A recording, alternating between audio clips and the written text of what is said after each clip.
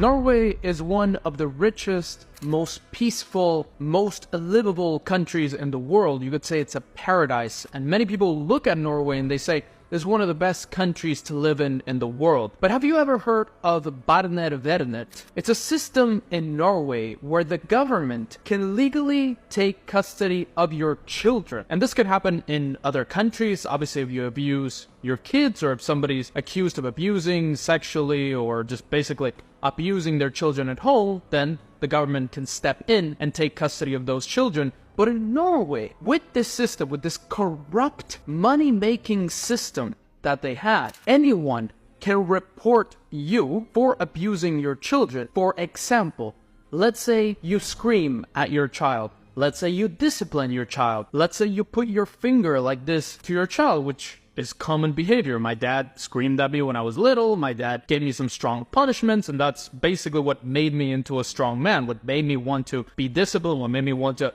have good habits in life. In Norway, if somebody sees you doing that to your child, if somebody listens, a neighbor of yours listens to a conversation between you and your child and decides to report you to this corrupt system, then a social worker, who usually is a 23-year-old, 24-year-old who doesn't know anything about life, doesn't have any career, doesn't have any studies in child psychology, absolutely nothing. They're paid a lot to go to your house and check. And usually, very little things, like for example, it might be a little bit dirty because the child made a mess. Or you might discipline your child while they're at home. Or the child might look at the social worker before they look at you. Simple things like that can make the social worker request for the government to take custody from your children. And then once the social worker makes an official report, then it goes to the local government. The local government, blindly trusting this system that they've created, can then take custody of your children. And the local government is now the father and mother of your child. And this can happen extremely quickly. This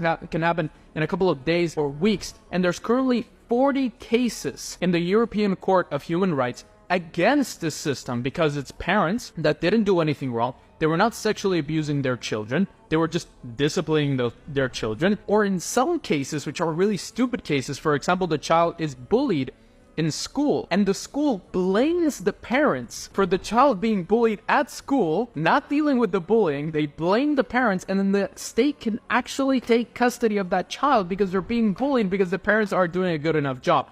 What a crazy system, and everybody inside of the system is getting paid really good salaries. And you know who's paying for those salaries? Your taxes. So on top of that, they can take your children. In most cases, you need to fight for months and years. There are some children that are taken 10 days after they're born, a month or two after they're born, and they're returned 2 years, 3 years later. There's 10,000 children in foster care and government-controlled homes in Norway. 10,000. For such a small country, most of these children are probably taken from the system, from this corrupt money-making scheme to take your children away from you. This happens on a daily basis in Norway. Norway, a country where you have more than 60% total tax rate if you're a high net worth individual.